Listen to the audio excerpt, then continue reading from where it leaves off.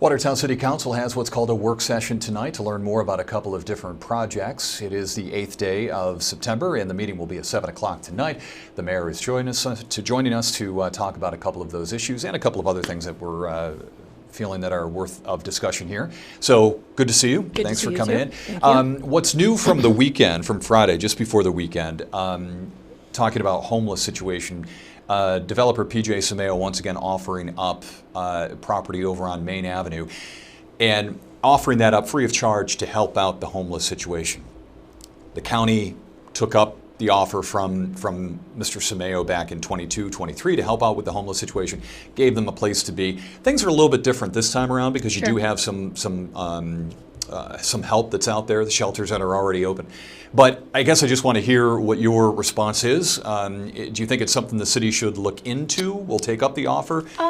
Well, I think anytime we have somebody who's making a generous offer, that's a good thing and should be looked at. However, given the circumstances with this one, I do have some concerns. This is an individual who the city is involved in active litigation with, and somebody who I don't think it's a secret regularly makes legal threats against the city. So while it is a generous offer, I would have those concerns. I know other council members share those concerns. I do think that if an offer like this is to be made, it's probably more appropriate to have it made to the county because they're the kind of boots on the ground when it comes to the homelessness issue, and have that social services department that would be able to run something like that. So the tension or just the relationship with the developer isn't great, and so not looking to well, from my perspective, and I know that that's a concern of other council members, this is, again, an individual who is engaged in active litigation with the city and who regularly threatens legal action against the city, and I would have some trepidation entering into any kind of agreement like that. Mm-hmm. And that reminds me of another question with him and no charges coming from the New York State Police investigation. I know we asked former Mayor Smith the question the other day. With no charges coming back and both yourself and former Mayor Smith making the allegations that it was a bribe, right? The offer from Mr. Simeo to City Council, which started the investigation, then it went to the golf course, made the allegations that there was a bribe. We asked Mayor Smith, does he regret doing that publicly because it came back as no charges? I'll ask the same question. It's fair to ask you. Do you have any regrets, or do you have any feelings or remorse of making those claims publicly when the investigation came back saying that there were no charges? I don't think it wasn't that there wasn't any wrongdoing. It was that they had decided not to press charges. Again, I've said it before, we were told all along the way by the investigators that there were definitely grounds for charges. Why they didn't decide to go that route, only they can say. I think that the community is eager to move beyond this issue. And I think that any time that somebody has an inclination that there's wrongdoing, it's kind of on them to go ahead and report it, which I think is what Mayor Smith did, and I don't see anything wrong with that. It's what anybody should do if they believe that something wasn't done on the up and up. And with regards to the bribe, we did have the opinion from legal counsel, or the alleged bribe, we did have the opinion from legal counsel that it did, in fact, fit the definition. I mean, it's been reported in other media that it was just a donation to charity, which it certainly was not. It was an offer of a donation to charity, an offer to pay back taxes, an offer for free golf cart storage for the city. So it definitely was well above and beyond just a donation to charity. And I think, all the way from the local to the federal level, there's very strong regulations for accepting anything like that. I remember when I worked in the Senate, it was, I think, over $15. You couldn't accept a gift over $15. So there's rules in place for situations like this, and I think it's important that all parties abide by them. So you take nothing back? I guess it's a long way of saying that. I mean, I think one thing too is there's been a lot of discussion about, make this public, make that public. I did go ahead and submitted a FOIL request to the New York State Police for those records. So hopefully we'll be hearing back soon, and I will make them public when I have them, because hopefully that'll help put this to bed.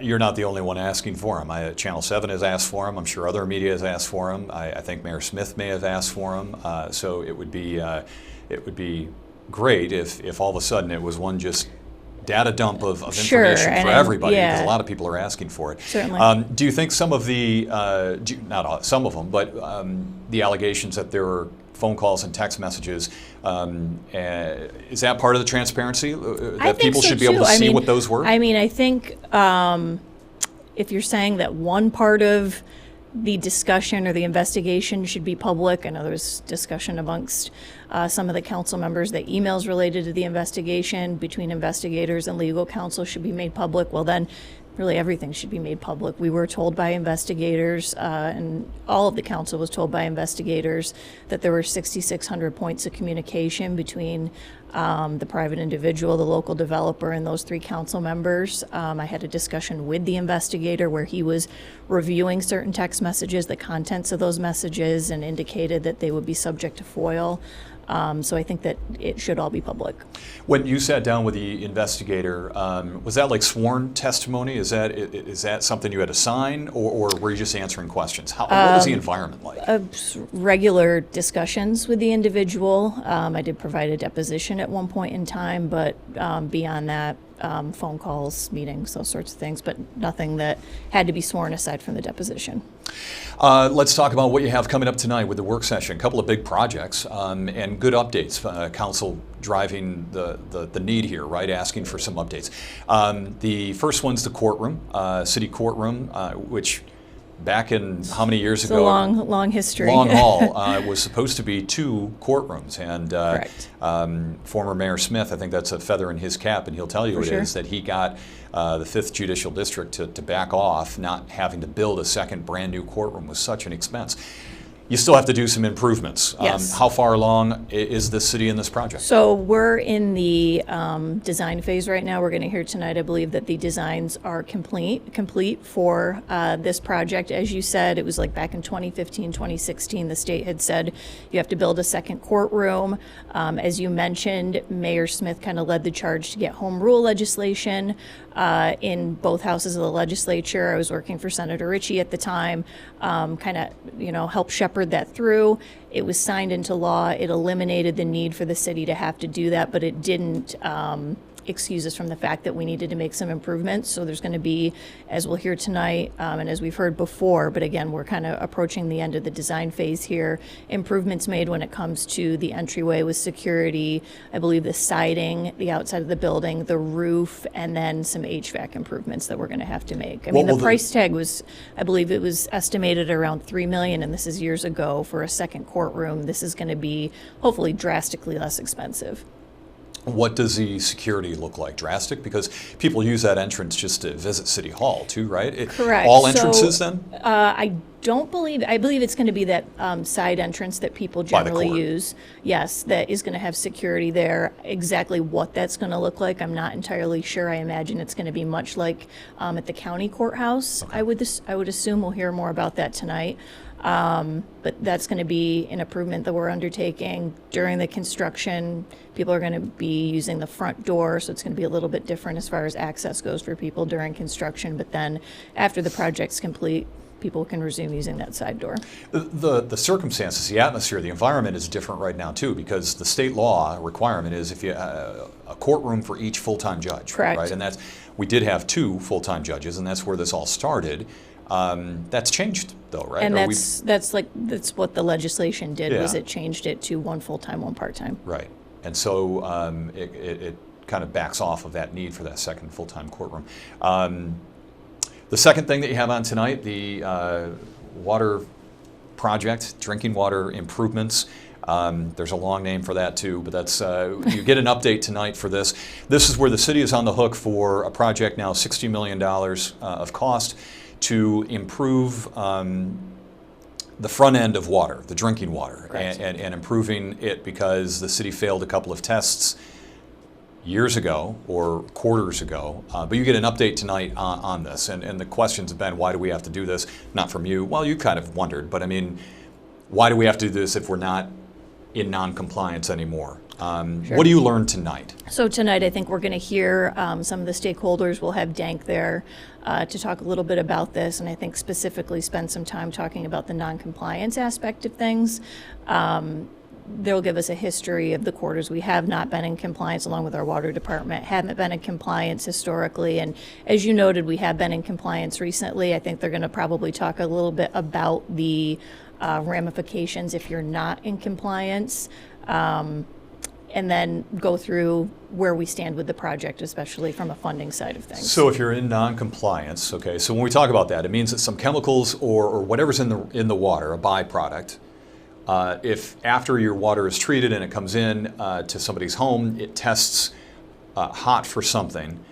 Right now they might be a little bit more lenient because you're just learning of it and you're told, okay, make some changes. If you don't make those changes, and then again in 2 years you test hot for the same thing, they're going to, could it be where they say, you know what, we told you about this and now there could be bigger ramifications? Is that yes, sort of the and I think that's explanation? one of the things that we'll hear tonight is, as you said, bigger ramifications, and I think that means fines. So Okay. in the information that I was provided, we could be fined up to $70,000 a day for not addressing this issue. So that's not chump change. No, it would take a lot to add up to $60 million, Yeah. which is the project, but still that's a big fine per day.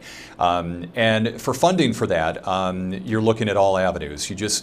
We're given the news that the Defense Community Infrastructure Program, which is DCIP is the acronym there, that could have been $15 million, I think is what you're going for. Third year in a row. Didn't get that. Eric Wagoner, your city manager, indicated that, okay, 3 strikes and we're out of that one, that he wasn't going to probably apply for that one again. His flavor on that. But you have other avenues that you're looking at, right, for funding. You're hoping that not all of it falls on the taxpayer and the water users. Sure. We have DANK's going to cover a portion of the cost of the project.